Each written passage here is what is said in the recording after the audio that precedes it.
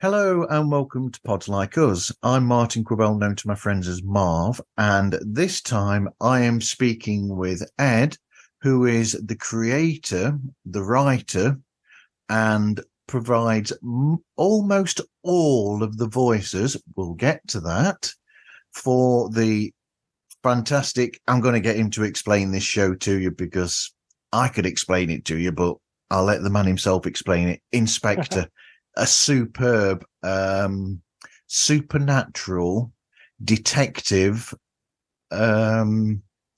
show with a lot of comedy and a really great twist that I love in the main character. Thanks for speaking with me today, Ed. Thank you. I'm glad to be here. So, okay, Ed, how would you explain the show to the listeners?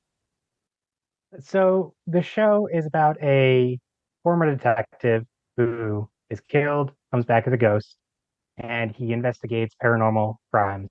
Almost want to say paranormal activity, but that's a movie. That's not in the show. No. And he hires an intern, unpaid at first, named Arthur, and it's just kind of their adventure. But it's yeah, that's the twist on it, is the fact that it's a ghost investigator or ghost private investigator investigating the paranormal, and I just love the whole of that. And then you've got the wonderful character of, so that's Calvin, the ghost, and then Arthur is the intern, and I'm trying to remember who I mean, yeah, you've got your own sort of like little world going on there, because you've got Calvin's ex-wife who's got some sort of like paranormal thing about her as well, and Arthur quite fancies her as well. Yeah, Sam, his ex-wife is a witch. Yeah. There's a bit about that where he's like, she's a real witch, and Arthur's just like, that's not nice. And Calvin's like, no, literally, she's a witch. Yeah. Yeah. Uh, and there's a like political campaign going on in the first season, so there's a few characters there. There is the police chief who is a pixie. Yeah. So a few like supernatural beings that are regular characters in the show, and then basically two or three humans. But I mean, it's really creative. I mean, what on earth gave you the inspiration to actually, or the idea to come up with this, where you have got that twist to it, that the main character himself, who is the detective, is a paranormal being himself. So the idea from the show, not that deep really. I got the pun, the inspector pun, Yeah. inspector like a ghost, and kind of went from there. I built a story around that. There was also like an idea of like, oh, maybe it's going to be someone investigating paranormal crimes, and it was like, oh, it might be interesting to have a ghost himself doing that. And something that's going to come up in the show, I think next season, is the fact that ghosts can't technically remember their deaths. All So right. yeah, so I've had a few people that have like left reviews for the shows being like, hey, it's very interesting, but like, why? What's his motivation? And in this like little world, like ghosts can't remember their deaths because that'd be too easy. So otherwise, they'd be like, yeah, no, that guy killed me. I mean, take him down. Yep. Book him, Dano. But Exactly. yeah. That I love that twist as well. That's another one. But then again, I've seen that. I think I've seen that idea used in other shows, and some yeah. I mean, this is highly, just conjecture, but that if you did pass away, that might be the way that you wouldn't actually remember how it all happened. But would it? So, are you going to have like in that season? Are you going to have like these little bits where, say, Sam might come up to him and say, "Oh, do you remember? Oh, it was awful how this happened to you. Blah blah blah. This, that, and the other." Would that be a thing, or are you not going to actually touch on that? Is it just going to be the fact that I can't remember how I died? So for the most part, it's going to be I can't remember how I died. There's going to be a bit of mystery surrounding how he died. So Sam and the captain, Vanessa, um, they don't really have all the answers because it was essentially a cold case. But that is going to tie into the entire larger storyline of the whole show. That's brilliant. So, what prior listening did you do of podcast or of audio dramas themselves? What were there any of those that sort of like inspired you to come up with creating your own audio drama, essentially? So in terms of creating an audio drama, I hadn't realized that was a medium until probably about 2017, 2018. Yep. And prior to that, I just listened to like regular like talk podcasts. Like I'd listened to a big one I was a fan of was the Rooster Teeth podcast, which is a company in Texas. They did Red versus Blue, one of the longest running uh, web series. Yeah. But basically, that was like my exposure to podcasts at that point. And I had prior to that, I had done a few podcasts. I did a few episodes of essentially like a bunch of friends like dicking around together, like talking and everything. And then after that, I did a show called Unaired, which was a bit more structured. It was based on like watching TV shows that were canceled before they finished their runs and kind of speculating, oh, what could have happened, which I guess kind of might have led into me being like, hey, this kind of like speculative fiction type thing, like maybe I could write something. Mm. Um, Yeah. in college, I also was a media production major, and I took a screenwriting class. I got a D in that class, not because I didn't do the work, but Wow. also because I didn't do the work. Essentially, I just kind of showed up and didn't really do anything, and didn't turn in the like the timelines and everything. Like the assignments were like write an outline, write the first quarter of the script, write the second act of the script.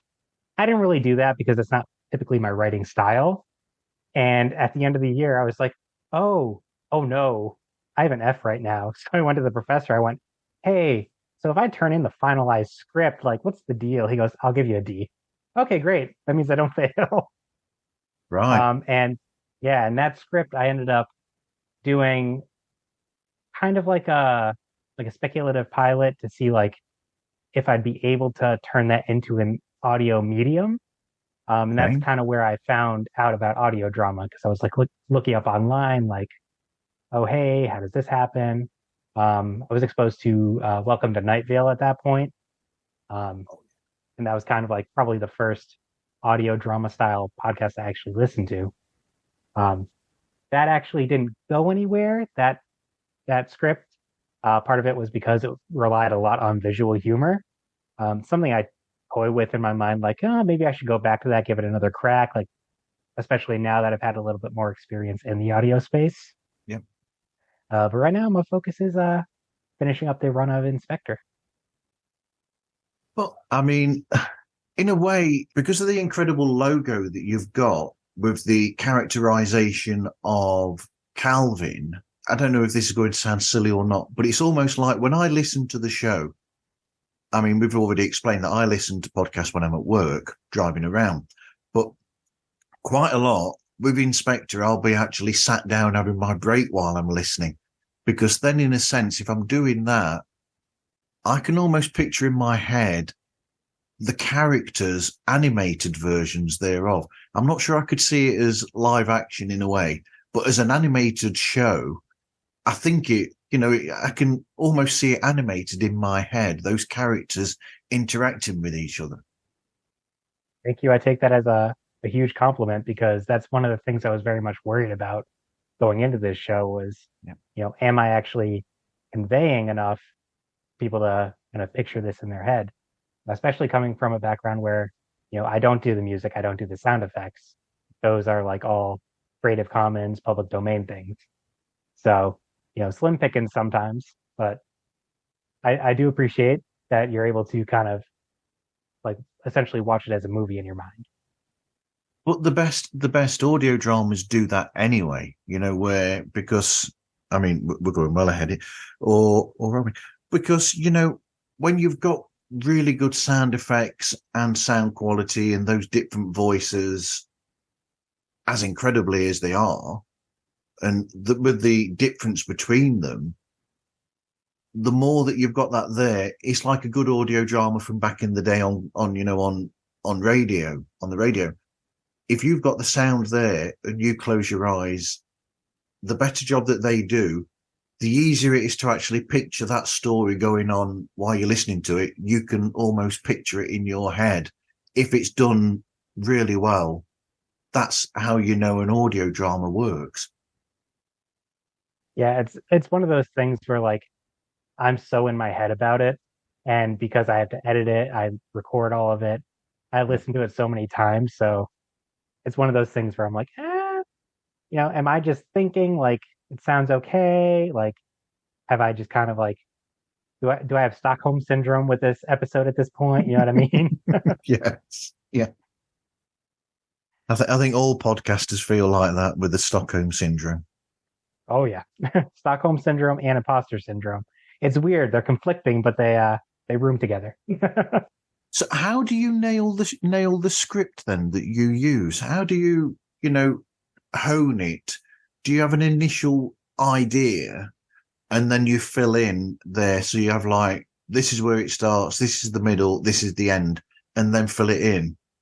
Or is it a free writing, or is it a cross between the two? It's a little bit of a cross between the two. Yeah. So going into every season, I do an outline. I go, okay, here's the story. Episode one's going to have this plot point. Episode two going to have this plot point. Episode three will have this plot point. And I go in knowing exactly how many episodes I'm going to be doing. Yeah. And over time, as I'm like just like thinking about things, I have in my notes app on my phone, I have a specific note for InSpectre where I'm like, ooh, I just thought of something that could be funny for that. I'll write that Yeah. down. So like right now, I have all of season two completely mapped out. Season three, I have a general idea of what I'm going to do for it, and I have some jokes that are going to go in for it, but I don't have like the structure for it yet. But when I go sit down to write an episode, I typically kind of review my notes. I review the jokes I know I want in it, and I just kind of go from there. I just kind of wing it. Yeah. Sometimes that leads to, I like to say it's written, but I feel like it's improvised at the same time because I'm not going in with an idea like, okay, he needs to say this, he needs to say this, needs to say this. Sam comes in at this point, and then Arthur comes in, says fart joke. It just kind of, sometimes there are things that as I'm writing, I go, ooh, this would be funny right here, and just kind of plop it in there. And there are sometimes even when I'm recording where I think of something and I'm like, okay, I'm going to say this line now. And when I go back to the edit, if I still think it's funny, I will kind of insert it into that part. Great. This next bit that I've put here, it doesn't really make any sense, except for the one instance. Writing for certain actors, I've put that down as a note. But since you're the only actor, bar one character so far, it still sort of makes sense in a way. You can explain to the listeners now which character it is that this other person portrayed and who it was that played the character. But also, did you write that character with that person in mind? So this one's actually a little bit more of an interesting scenario because InSpectre originally launched, I believe, in 2019. Yep. And, I did the trailer and I did the first two episodes. And then life got in the way. It fell by the wayside. Kind of forgot about it for a bit. It was still always kind of like in the back of my mind. But at that point, I didn't plan on playing most of the characters.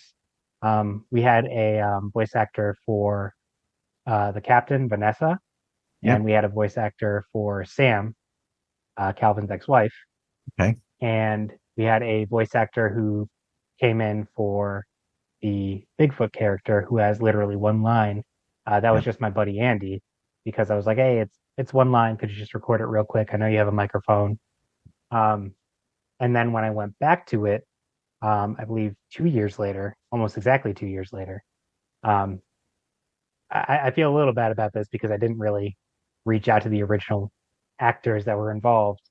But when I went back to it, I knew like, okay, I don't want to disappoint anyone, get anyone's hopes up if I restart this thing and then it kind of falls off to the wayside again. Yeah. So I went in like, okay, I can kind of do a voice for each of these characters. And because it's such a bizarre, stylized show, I can do a ridiculous voice and make it work. Yeah. Um, like for Sam, the original voice actor, she was just using her normal voice. They were just using their normal voice. Yeah.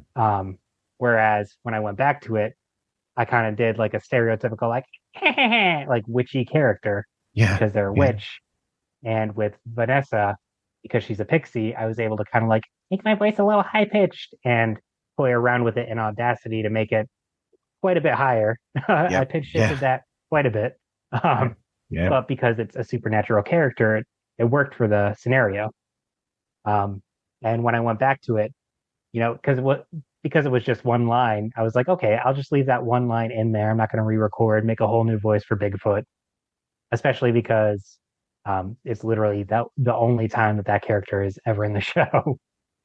Uh, but yeah, from 2021, when I went back and re-recorded certain lines, that was just it. It was just me.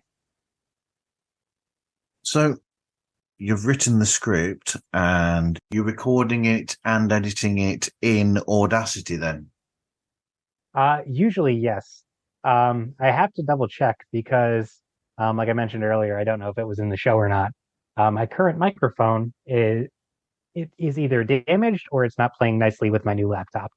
So if it's not playing nicely with my new laptop, then I'll probably have to figure out a solution for that. Maybe it's Audacity. Maybe I need to find a different recording app. But typically, yes, I do everything within Audacity, recording, editing, exporting, all that fun jazz.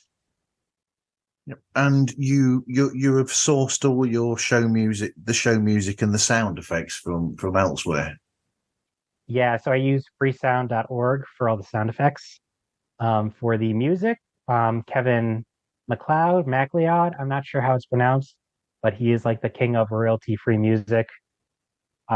Every bit of music from the show, aside from there's a bit where Calvin and Sam, they're recording answering machine message. Wow, I couldn't remember that word. Their Yep. answering machine message was them doing a parody of a Cher song. So that's the only music that didn't come from Kevin MacLeod. Yeah. So thanks, Cher. Thank you. Thank you, Cher. Don't sue him. Please don't. I don't have much. None of us do.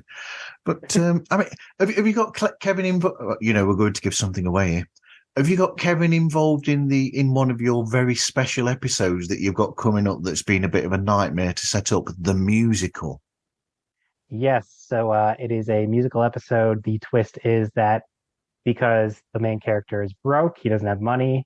So to deal with this musical spell that Arthur has accidentally cast, he sources music from Kevin MacLeod, MacLeod. Again, don't know how to pronounce it.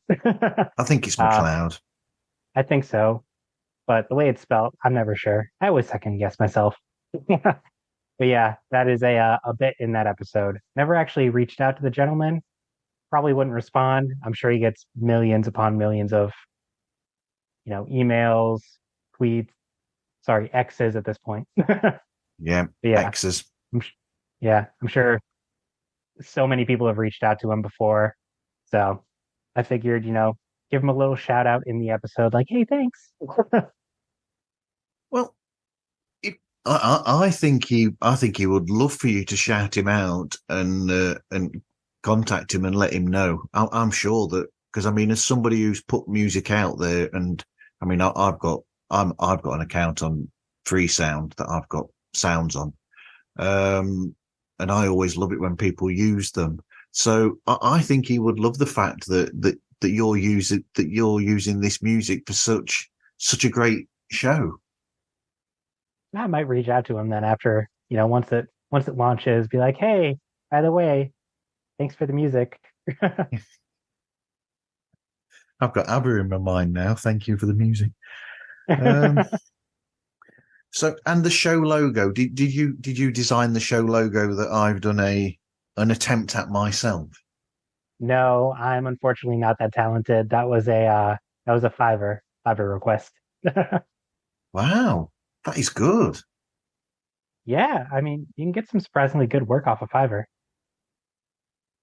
So on Fiverr, then is that sort of like AI generated, or is that somebody's actually created it and then posted it up onto Fiverr for your use? I don't know how Fiverr works.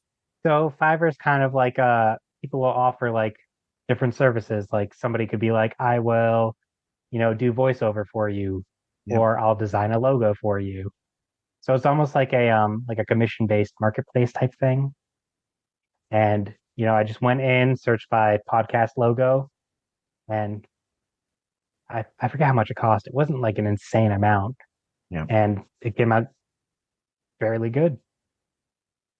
Came out brilliantly because it says everything because you've got the gravestone there, you've got Calvin in his detective outfit and the magnifying glass that he's got. And of course it's dark at night and you've got the tree in the background that's a bit ominous because it's in the shadow. And I think it says perfectly everything that it needs to. Yeah, that actually wasn't even the original logo. No? The original one was also off of Fiverr. I think I spent like $15 on the original logo. And I sent them a picture of a ghost and a picture of Inspector Gadget, and I said merge the two. Wow. And yeah, it was not the greatest, but it did the job for the time. And then when the show came back and I was kind of getting very serious into it, I was like, okay, spend a little bit more, get a decent logo, and that's what we got. But I mean, at the same time, sort of like changing tack a bit. Actually, no. Before I forget, I'll make this idea because I mentioned earlier that I'd had an idea during the day. I've thought about this before I come to this point. So we were talking about the show Neon Shadows before we started between Mhm. us, and I actually thought about.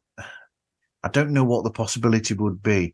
It'd almost be humorous or interesting to see almost like a crossover where your character of Calvin and Arthur interact with the character of Frank, the detective, and his colleague Dusty in Neon Shadows, because you've got the noir, classic private investigator Philip Marlowe style character in Frank who's investigating supernatural.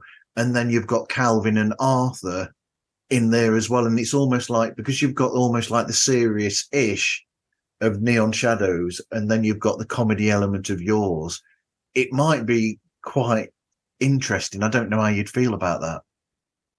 That actually kind of reminds me a little bit of another audio drama. I'm Yeah. not sure if you heard of it, Madison on the Air, Yep. I've where heard of that. it's Yep. yep, where it's a voice actress and writer that she takes public domain older radio dramas and kind of inserts this character of Madison who Hmm. got zapped into radio dramas where it's the serious script of the original radio drama and then she's interjecting kind of Ryan Reynolds style.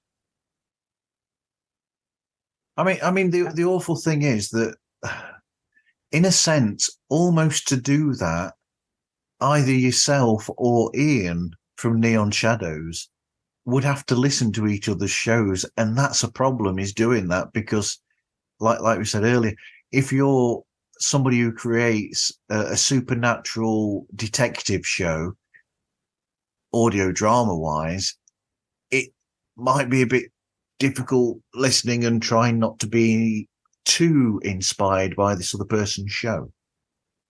Yeah, unfortunately, that is the caveat of writing your own show is sometimes you gotta avoid other shows that you've heard, great things about. Like I've said, Neon Shadows, I've heard of it. Desert Skies, I've heard great things about. But Yeah. because there is the kind of afterlife aspect, and that is something that I'm going to drop this here now, comes in later this season. We do explore that a little bit in InSpectre towards the end of this season. So, I have to kind of avoid these shows that otherwise I'd be like, oh yeah, download the entire season, binge listen. But unfortunately for now, until I finish the run of InSpectre, they're kind of off to the side. You know, okay, I'll listen to that eventually, but I can't right now. Absolutely.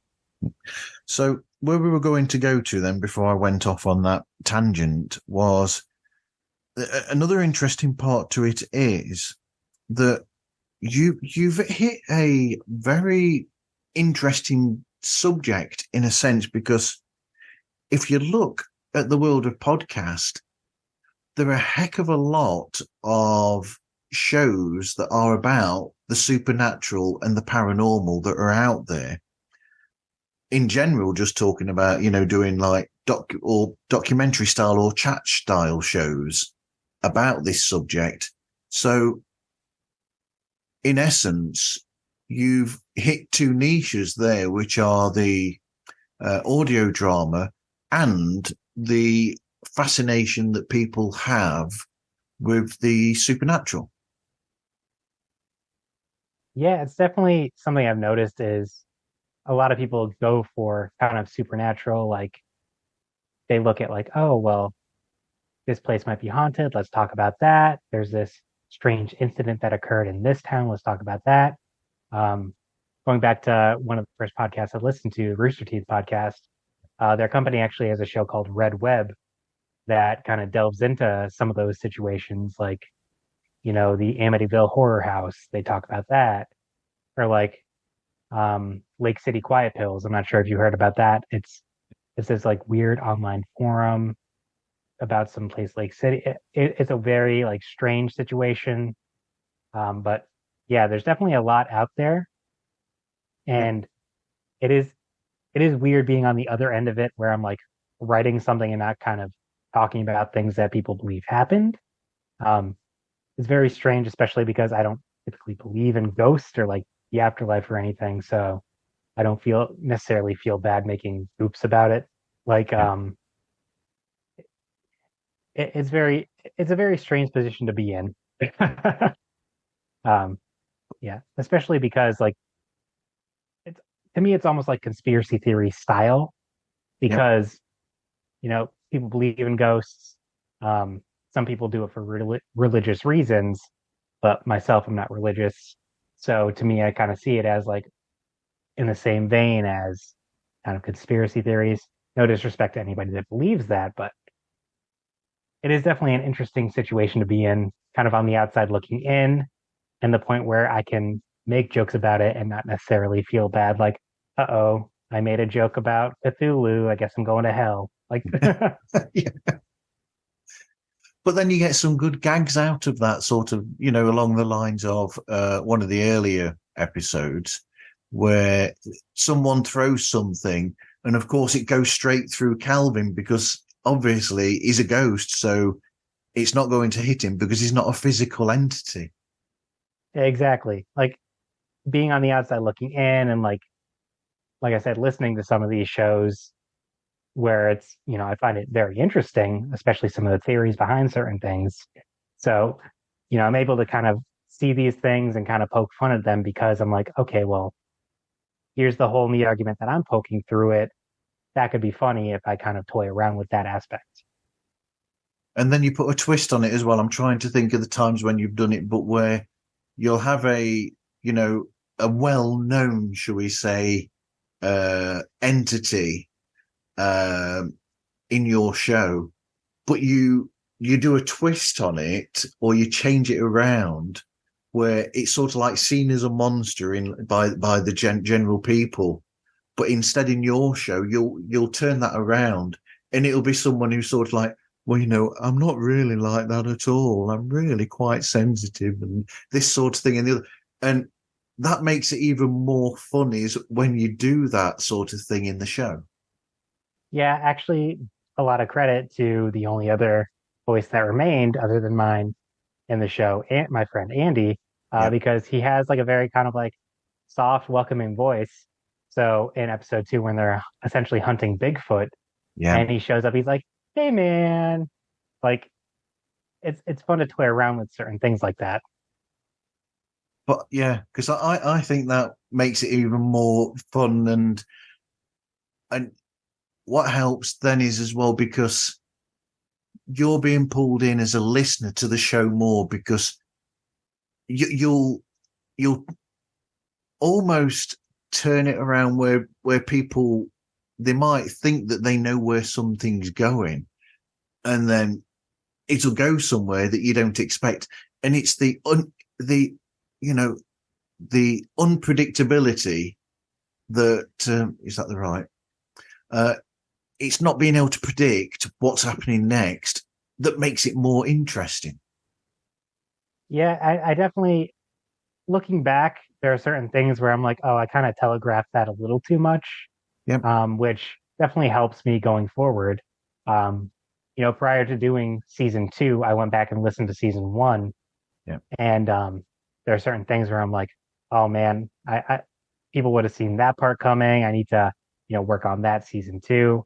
So I feel like season 2, the twist towards the end, some people might see it coming, some people might not. Um, and then going ahead, season 3 and season 4, because I do have 4 seasons planned out Yep. total, and then kind of that's going to be the end of this story. Um, but yeah, going back and listening to the show has definitely been a huge help. Yep. It's also kind of a pain sometimes because I'm like, oh man, I could just hop into Audacity and re-record that part, put it up, pull a George Lucas, redo the special edition, which I technically did already do once when I redid the show. Yep. Calvin shot first. Exactly. Calvin shot first. And then Brito shows up. It's weird. It's a very weird crossover. It is. It is. Yeah. You need to listen to that episode, everybody. It's a classic. That reminds me of not sure if you watch Parks and Rec, where they there's an episode where they jump into the future and Game of Thrones was still on at the point. I don't watch Game of Thrones, but I know enough about it.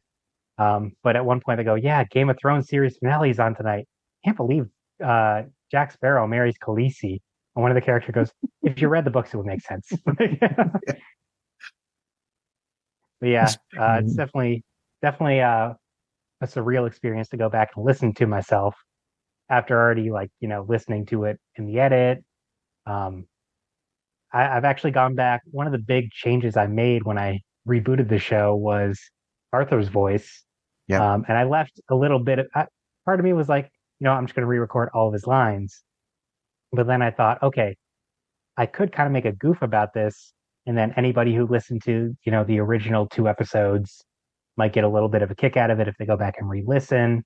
Yeah. So I left intact the first like 2 or 3 lines he says, which the main reason I stopped doing that voice is because when I do that voice, it makes me gag and I feel like I'm going to throw up. So I was like, I can't keep doing this. So at one point, Calvin stops and says, you got to take this nose spray. And it changes to another different nasally voice. And he's like, that's better. And Calvin's like, that's better? That doesn't make sense. But it's definitely like, I was able to kind of have a little bit of fun going back to it. So, what advice I mean, what have you learnt about writing? Before I say this, I'm going to go back to something that you mentioned earlier on about when you were learning to, writing and you got the D and that. It reminds me of the fact that it made me think in music that somebody like Paul Simon might not get very good scores because he's well known for taking a long time to write songs. So, they might say to you, oh, you need to write a song in this exact class, this lesson now, in this hour and a half lesson. and he'll be sort of like, he'll still be on like the first line of the second verse by the end of the episode, by the end of the lesson, So some people work on things slower than other people. Doesn't mean that they're any worse than these people. It just means that you put more time into it. Exactly. Everybody has their own process. Yeah. And that's something, like I said, I've learned. I don't necessarily fit into the, okay, you need to have this done by this day, this done by this day. When I write something, you know, I sit myself down in front of the computer and I'm like, okay, uh, gonna write until I have nothing left. Yeah. If that's 2 lines, if that's a whole page, if that's half the script, so be it. If not, I'll stop right then, ruminate on what I wrote, and then until I have something further to write, it just kind of sits there, which definitely hinders the progress of releasing a show on time. Yeah. um, but yeah, that's definitely something that I think going into season 3. I said this before talking to I'm not sure if you listened to it, the first episode of um he does like a similar thing to your show, except strictly with audio dramas, Okay. where um similar in the fact that he, talks with the creators, Yeah. but he just listens to the first episode of the show and kind of talks to them about that and their process creating that, and then kind of where they went from there. But I mentioned to him before, like, oh, maybe I'll write the whole season before I actually go into recording. And that kind of fell through when I did season 2. I kind of fell back into my old ways of, okay, I wrote it, now I want to record it. So I think going into season 3, especially dealing with delays like what I have now, I think I just kind of need to sit myself down and, discipline myself. Like, okay, you wrote the episode, you don't need to record it yet. And just kind of wait until everything's fully written out, then record, then I can kind of get it out in more of a timely manner and kind of structure myself a little more. Um, but it'll definitely be an interesting experiment considering the way that I go about writing things. So, season 3, circa 2025. No, I'm just kidding. I don't know if it's going to be that long. Are you on about the series? Because I think so. Are you on about what is it? The first episode of? Is that the Yes. show that you're talking about? Yes. He actually, the guy behind that did the Book of Constellations. Yes. Um, Yep. yeah. Another one that's in my list. Yep. He's a very talented writer, very talented voice actor. It's definitely interesting to, see the other side of, he's a creator interviewing creators, much like you're doing, where you're a creator of a podcast interviewing other creators of podcasts. Yep. Yeah. But yeah, I mean, I've actually got his show in my queue to listen to. Well, both of them actually. Book of Constellations, I've already started listening to. Mm-hmm. But I mean, so what would your advice be to people about writing? Would it be to be like that, especially with audio drama? Would it be to just do it at the pace that it comes? Because I mean, with podcast, for instance, there's a case of where a lot of podcasters, when I ask them the next question after this, will say, enjoy what you're doing. Don't make it that it's too much of a slog in a way. Just do it at its own pace. And like we said, pick something that you enjoy and enjoy it, essentially. I definitely agree with that sentiment. If you don't enjoy it, Yep. it might be time to stop. That being said, I also think, again, do as I say, not as I do type thing. Like, Yep. Have a bit of a structure to it, make sure that you're keeping up with it. Learn from my example, where I've kind of had to dig myself out of that hole multiple times where, I'm with it for a bit and then something comes up, falls by the wayside. And because of my style of writing, where, I write, I record, done. I write, I record, done. Versus, writing everything out, doing a full season, and then recording everything from there. I would definitely recommend, you know, play to your own style, but at the same time structure yourself a bit so you don't Yep. end up, falling behind and then feeling, there are times where I feel like, oh man, I'm a failure. I messed up. In this instance, it's been 5 months since the last episode and I haven't even finished the season yet. And, with audio drama, it is something that's typically episodic. So people are expecting like, okay, next episode, where is it? Not something like, you know, again, I'm going back to it, Rooster Teeth podcast where they're just kind of talking about topical topics Yep. where, every episode is like, you don't have to listen to the last one. Whereas something that's episodic, 5 months is a long time to be like, oh man, what happened last?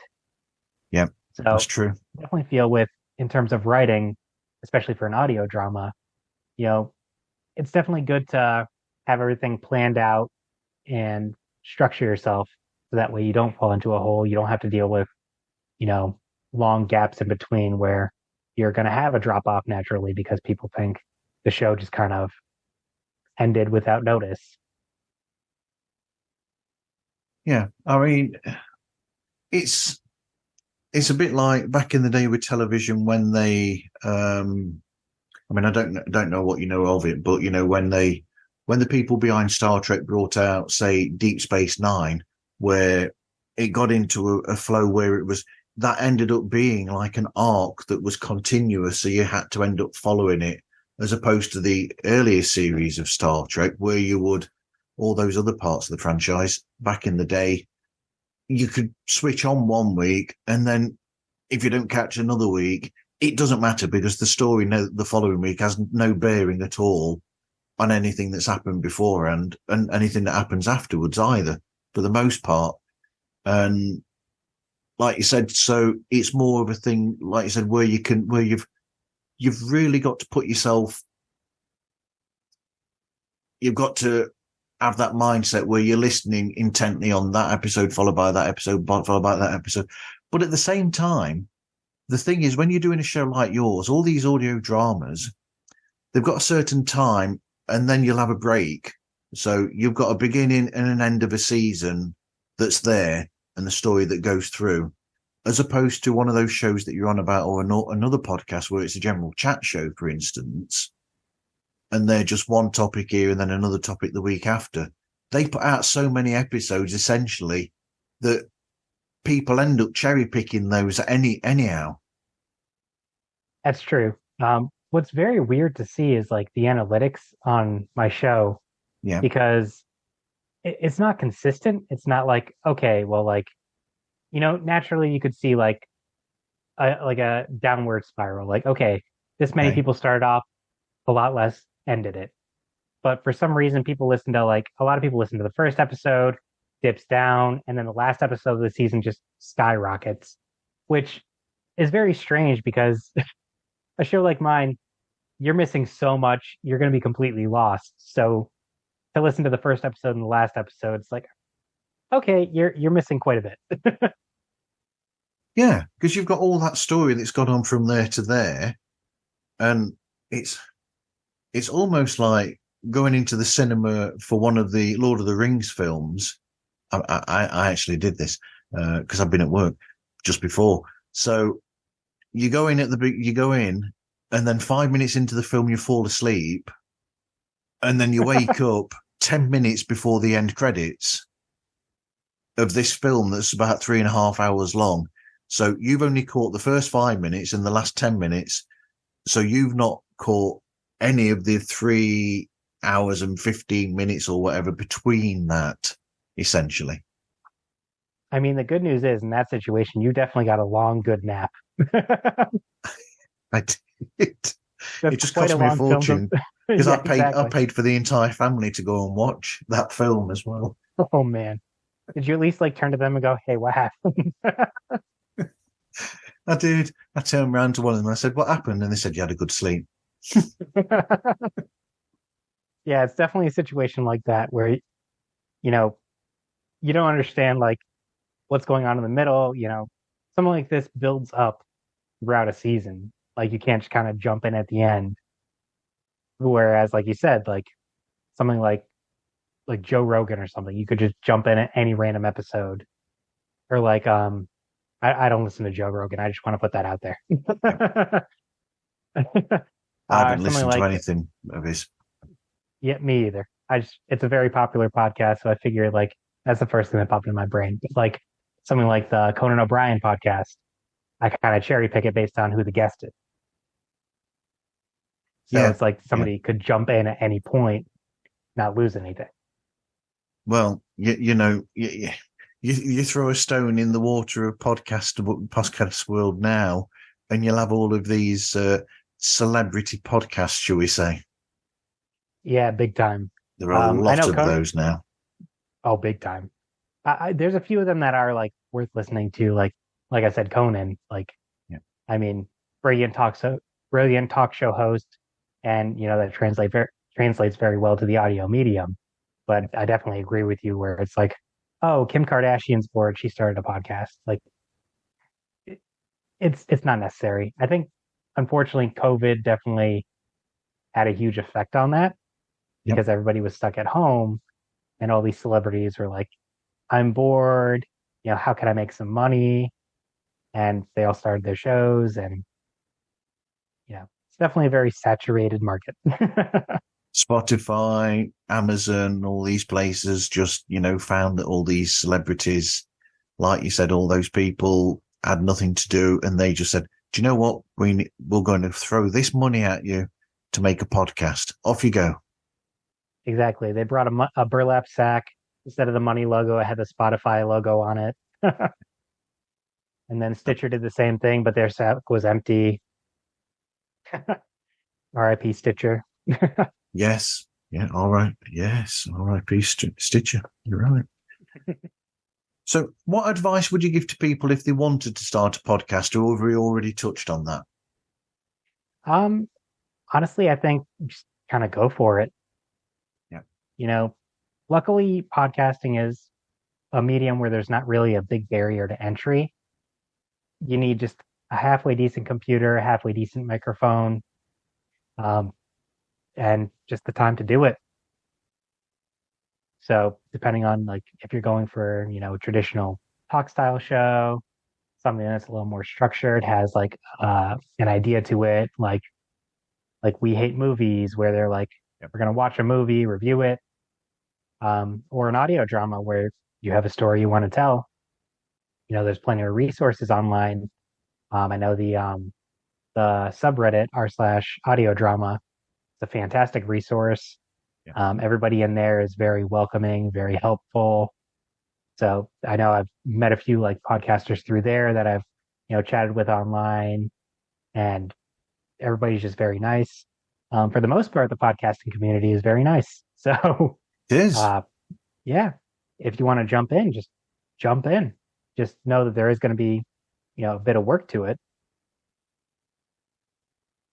I would, additional to what you just said, and sort of along carrying a thread that you touched on there, I would say to people that whatever social platform that you are on, or any of whatever platforms or platform you're on, if you're going to do a podcast, make friends with other podcasts, essentially, and and join in chats with them, and let them know that you're doing one, because there's something incredible about like you said, they almost pull you up, essentially. They give you that, and they will, if you need any advice or anything, the advice is there. If you just put it out, podcasters are very happy with just, for the most part, giving you advice without it being, there's no nastiness for the most part there.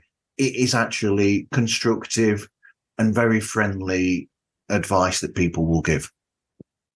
Absolutely. Unless you jump in, I saw on a Facebook audio drama group, somebody was jumping in saying, yeah, I made a podcast and it's all AI voices.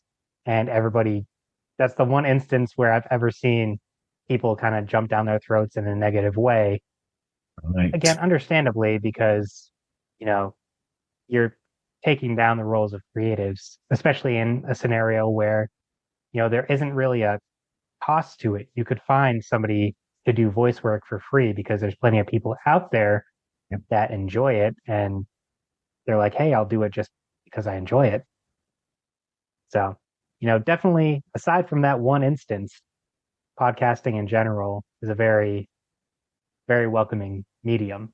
I in my previous podcast, there Yep. was a group chat on Twitter with me and I think 4 or 5 other podcasters. Our Yep. podcasts weren't very like similar in any way. Um, and we all just kind of like helped out. Anybody needed a guest last minute, they would jump on, whoever was free.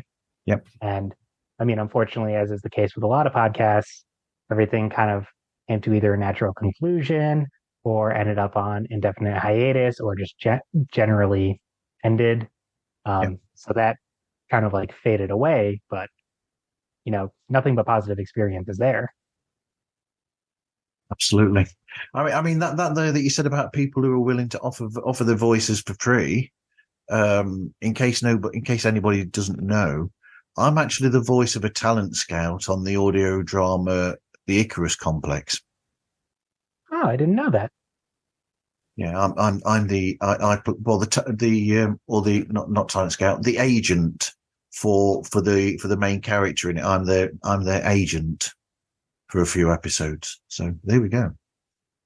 Exactly. People you never like think about, like you have a podcast talking to other podcasts. So like somebody would just genuinely think like, oh, this is what you do. But, somebody asked you to be in the show and you're in it. You know, anybody, there's the worst thing somebody can say is no. So That's it. even reaching out to podcasts that you enjoy and being like, hey, would you like to be a part of this? Yeah, you podcasters, like we've said, the very likely will get back to you and say, "Yep, when do you want us?" Exactly. So, what shows do you like to listen to in your own free time, then, Ed? So I used to listen to podcasts a lot. I used to drive about an hour, hour and a half to work and an hour, hour and a half back from work. Yep, So I'd be able to get a lot of podcasts listening in. Earlier this year, I started a new job and the commute shortened to 30 minutes. But now my commute is literally 5 minutes. So I unfortunately don't have a ton of time to listen to podcasts. yep, But in the instances I do, I listen to a big one I listen to is My Brother and Me. That yep. is one of the very earlier podcasts I listened to. I'm a huge fan of that show. I actually have seen their live show a few times. I'm staring at one of the posters from a live show I went to, It's sitting in my brilliant. office right now. Um, I listened to Omega Star 7, like we mentioned before. Yeah, Very good podcast. great podcast. Podcube. Yep. There's a show called Podcube. It is essentially kind of like a sketch comedy, surreal type of show. Um, that one's extremely good. I definitely recommend that. Yep. Listen to Conan O'Brien's show. Listen to the first episode of. Um, that's kind of my usual listening. Mission Rejected. That one's a very good one as well. But yeah, that's kind of when I have time. That's usually what I listen to. Okay, so where can people find you, Ed, and get in touch with you? So the show is on pretty much every podcaster, including Stitcher, if you still have that somehow. Yep. um, you just search InSpectre, INSPECTRE. I actually Googled it the other day, found out there is an anime that has the same name. Did not know that. I saw the same. I noticed the same earlier when I was looking online. Yeah. Yeah, didn't realize that. So my SEO for my show is just garbage. So if you're searching for it, you're gonna really have to search. Just put um, Inspector Podcast and you'll find it. exactly. Yeah. On social media, really the only thing that we're on is the platform formerly known as Twitter. Still think it's very stupid they renamed it to X. So Elon do Musk I. is he's really trying to get his money's worth out of that domain name. um, He's really trying to get people to leave there, and yeah. oh, big time. But that's pretty much the only social media platform that the show is Okay. on. That's at Inspector Show. Yep. Um, We have a Mastodon because when Twitter got bought out, everybody bailed for a bit. Haven't really checked that in that long. And that's just at InSpectre. But yeah, that's pretty much all the social media. Great. Anyway, thanks for speaking with me today, Ed. Thank you for having me on. I had a blast. So did I. So did I. We're going to have a very quick chat when I do after I've done the sign out, if that's okay. Yep. Yeah, absolutely. Okay. Anyway, you can find Pods Like Us on all of the streaming platforms. We're also on Instagram. I'm still going to call it Twitter, and on Threads. Where else are we? We're on TikTok as well, actually. And you can contact us through podslikeus@gmail.com. Anyway, thank you everyone for listening, and I hope you listen again to another episode of Pods Like Us.